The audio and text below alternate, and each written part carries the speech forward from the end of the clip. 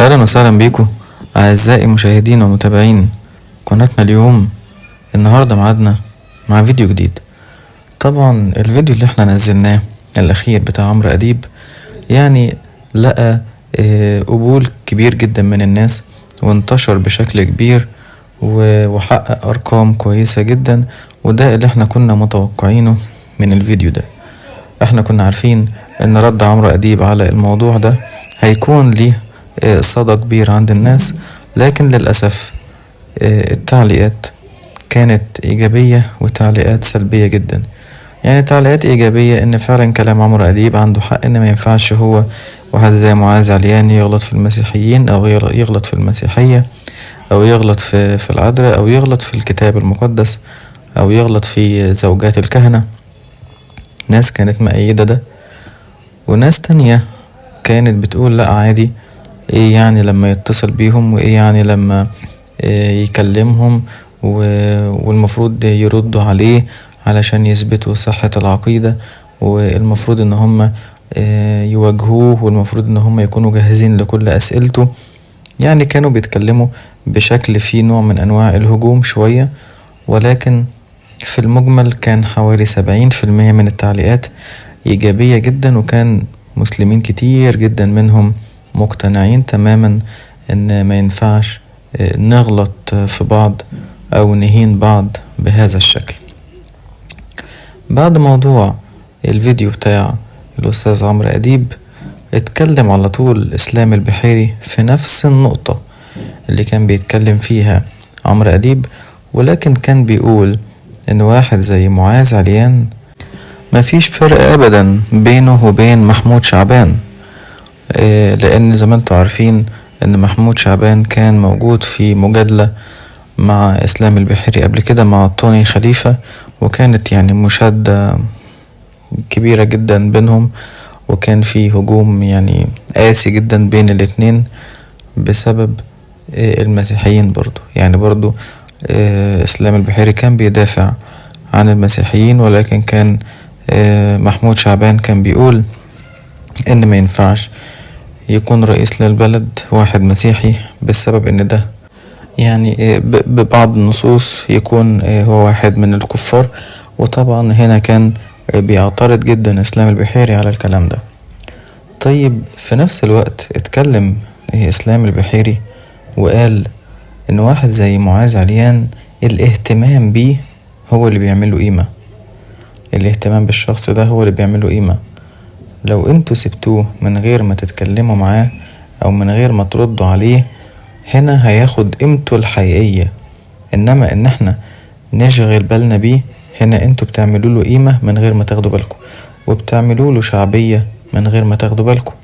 زي بالظبط الاغاني الشعبية اللي احنا بنشوفها في الشارع ومش عجبانا، كل واحد فينا بيدخل يتفرج عليها او يسمعها للفضول، يشوف بيقولوا ايه، ولكن هو مش واخد باله ان هو كده بينشرها، هو بينشر الأغنية دي بشكل أوسع وبتحقق نجاح أكبر بمجرد إن هو داخل يعني يشوف إيه اللي بيتقال. نفس القصة على معاذ عليان ده، انتوا اللي بتعملوا له قيمة لمجرد إن انتوا تسمعوه أو تفكروا في اللي هو بيعمله. كل اللي هو بيعمله ما هو إلا حلاوة روح لإنسان، يعني أفكاره كلها بتنهدم.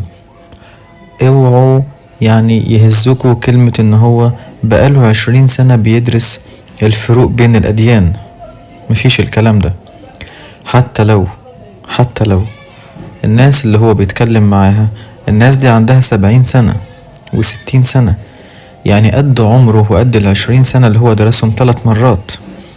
فإن كنت انت درست 20 سنة، فانت بتكلم واحد عنده 60 سنة، فيقدر يجادلك ويقدر يتكلم معاك ويقدر يناقشك ويقدر يفهمك بردود تخليك تقعد ساكت ما تتكلمش تاني. انا مش بدافع، ولكن دي بديهيات، حاجات بديهية لازم الكل يبقى عارفها ولازم الكل يبقى فاهمها.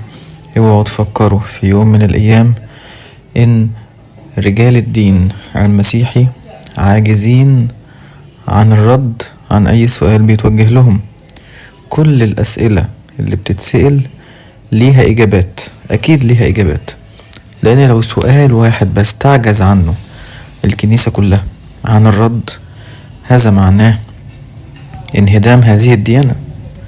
ولكن حتى الآن مفيش سؤال ما بتجاوبش عليه، جايز انت مش مقتنع بيه ولكن له إجابة منطقية، جايز انت ما تقتنعش بيه لكن دي الإجابة، لأنك لو اقتنعت بيها يبقى انت اقتنعت بالديانة كلها.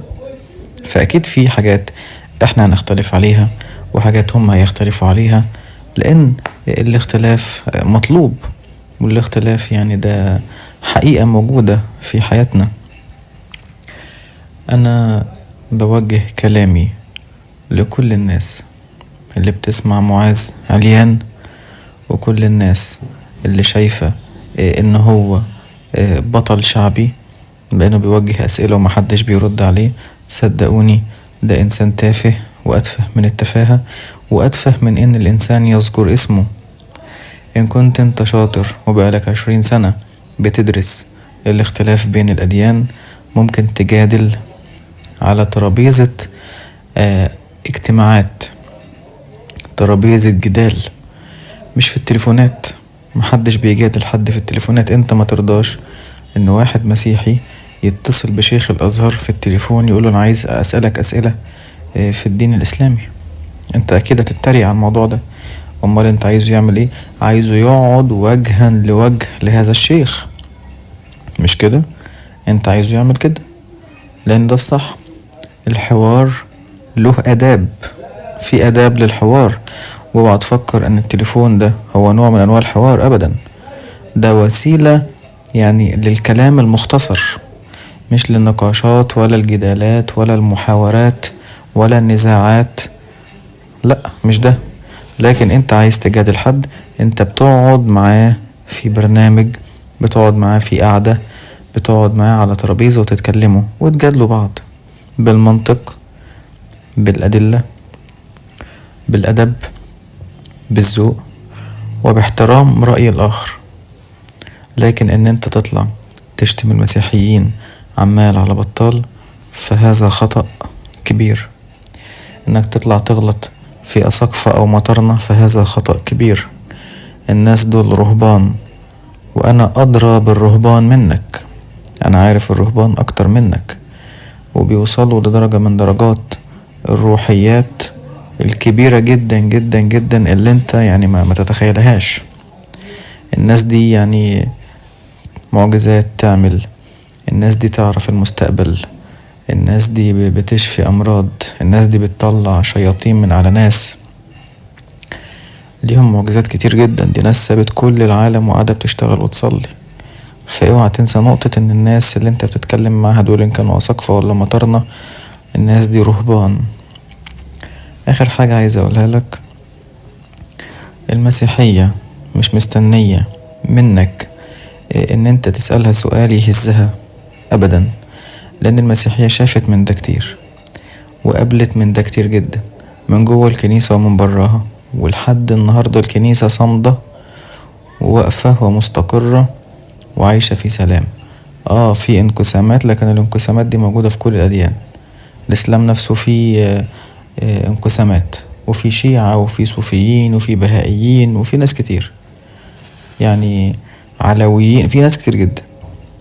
لكن يزال الإسلام إسلام، كذلك تزال المسيحية مسيحية، رغم واحد زي معاذ عليان، ورغم زي ناس كتير جدا زي نسطور، زي أوطاخي، زي توماس لاون، زي أريوس، زي دوكلاديانوس اللي كان بيخليهم يعني يحاول يخليهم يسجدوا للآلهة الأصنام، وهم انتصروا عليه، وكان نتيجة لذلك ان هو كان بيموتهم.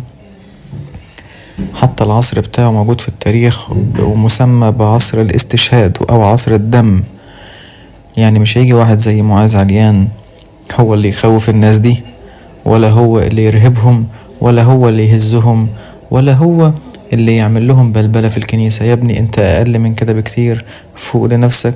مش علشان ملمين ولا شوية فلوس من على اليوتيوب يعني هتدخل نفسك في حاجات انت ملكش فيها وفي الاخر هتطلع مهزوم. اوعاك تدخل معركة وانت عارف نتيجتها، خصوصا لو كانت نتيجتها هي الانكسار والانهزام. انا يعني نصحتك لله، ووجهت لك الكلام لله، وبوجه كلامي للمسيحيين كلهم: ما تهتموش بهذا الشخص، الاهتمام بيه هو اللي بيعمل له قيمة، وما تهتموش باللي هو بيقوله ولا تهتموا باللي هو بينزله على اليوتيوب. فقط اعملوا زي ما انتوا بتعملوا، صلوا له، ادعوا له ان ربنا يهديه، ان ربنا يكون معاه، وبإذن الله يعني كلام هذا الشخص ينتهي قريبا وإزعاجه ينتهي قريبا. وبكده نكون وصلنا لنهاية الفيديو. ما تنسوش تعملوا سبسكرايب للقناة وتفعلوا زر الجرس علشان يوصلكوا كل فيديوهاتنا الجديدة.